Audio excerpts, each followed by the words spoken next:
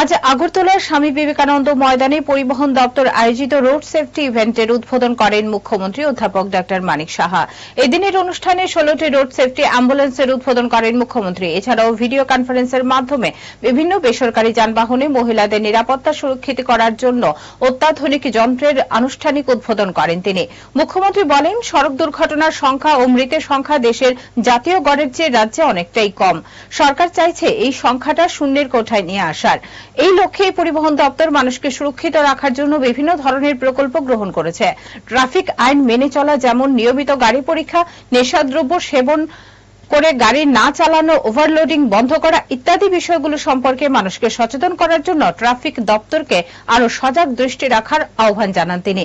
অনুষ্ঠানে বক্তব্য রাখেন পরিবহন মন্ত্রী সুশান্ত চৌধুরী, রাজ্য পুলিশের মহানির্দেশক অনুরাগ, পরিবহন সচিব ইউকে চাকমা।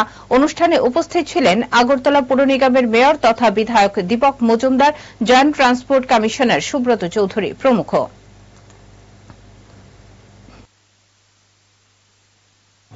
আমরা যে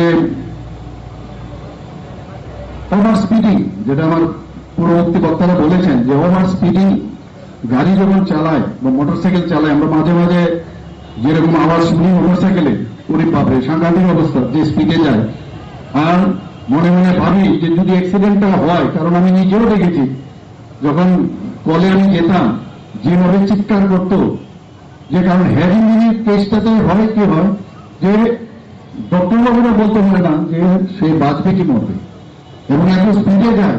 এমন মনে ভাবে ওনার গার্জিয়ানরা একবারও ছেলেদের দেখে না যে কিভাবে গাড়িটা চালাচ্ছে।